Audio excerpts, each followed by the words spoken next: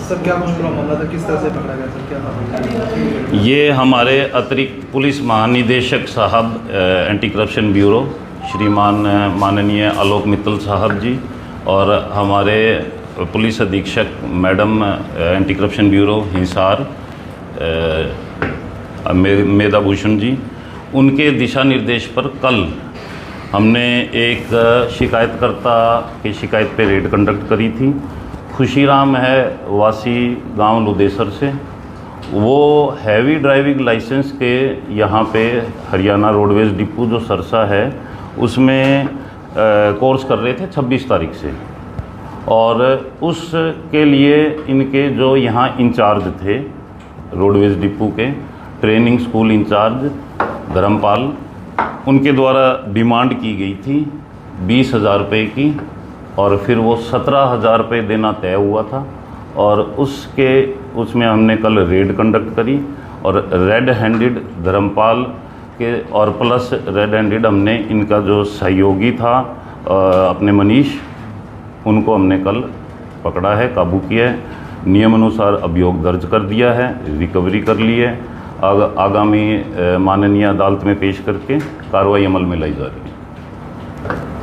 Sir सहयोगी कैसे सहयोग करता था, कैसे लेता था? सहयोगी जहाँ तक टिल नाउ इनिशियल स्टेज है हमारी इन्वेस्टिगेशन में, उसमें अब तक यही आया है कि इन्होंने सैलरी बेस पे और कमीशन बेस पे रखा हुआ था। धर्मपाल हैं इन्होंने, इनको जो अब तक हमारी इनिशियल पूछताछ आई है कि पर मंथ 8,000 रुपये इनको सैलरी दी जाती थी धर्मपाल की तरफ से, मनीष जो सहयोगी है।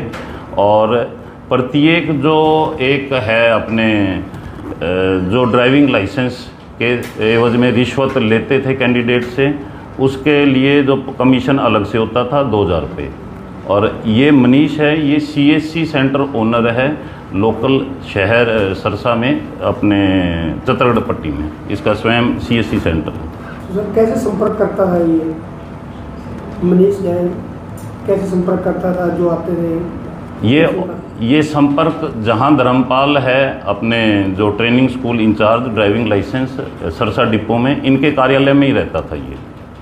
ये यहीं कार्यालय में आता था, और जो इनका जो भी यहाँ कैंडिडेट कोर्स जो आते थे अपने करने, उनसे ये संपर्क यहीं कर लेता था। और सभी अपने धर्मपाल के दिशा निर्देश पे देखरेख पे ये कार्य करता था। तो सर कितने समय से ये खेल चल रहा था पैसों को लेने का, या फिर ये अभी थोड़ा जल्दी होगा, इनिशियल स्टेज है। कल अभियोग दर्ज किया है और आज हम उसी सारे जो ये बिंदु हैं उन पे विस्तार पूर्वक जांच कर रहे हैं। जैसे भी ये सारे बिंदु क्लियर होंगे हम आपको अवगत करवाएंगे। तो शिकायत किसकी, शिकायतकर्ता कौन है? शिकायतकर्ता इसमें खुशीराम है, वासी लुदेसर गांव से है, चोपटा तहसील में है सरसा का ही, तो वो शिकायत करता था। और भी मामला है इसके ऐसा? अभी देखो आपको मैं जैसे बता रहा हूँ ये इनिशियल स्टेज है। अभी जो कोर्स में और जो स्टूडेंट हैं, हमारा एक जांच का इन्वेस्टिगेशन में ये भी बिंदु रहेगा, जो ये कोर्स 35 दिन का होता है हैवी ड्राइविंग लाइसेंस का, जो खुशीराम ने हमें कंप्लेंट दी और जो हमें टिल नाउ इन्वेस्टिगेशन में आया है 35 डेज़ का कोर्स होता है। इसमें जो और भी हमारे कोर्स में कैंडिडेट थे, एप्लीकेंट थे जो ये कोर्स कर रहे थे, उनको भी हम जॉइंट इन्वेस्टिगेशन करा के उनसे भी हम ये जो रिश्वत उनके द्वारा डिमांड की गई है, ली गई है, वो सारा इन्वेस्टिगेशन में हम क्लियर करेंगे।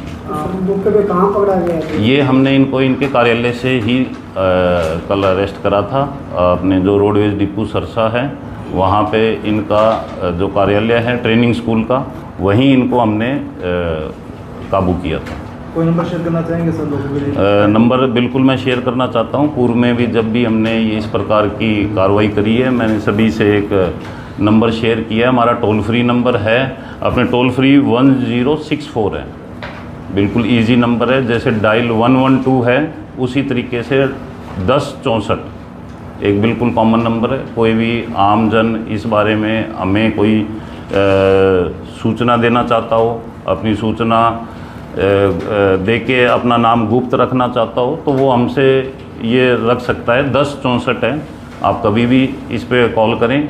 ऑल हरियाणा लेवल पे आपको कोई रिश्वत मांग की सूचना देनी हो, आमजन इस पे कर सकता है। एक और टोल नंबर है 1800 18020222। ये दूसरा टोल फ्री नंबर है। तो इन दोनों नंबर पे कभी भी मैं आप सभी से अनुरोध करूंगा कि भी आप ये इसको ज़्यादा से ज़्यादा आम जन तक पहुंचाएं और ये संपर्क कर सकते हैं।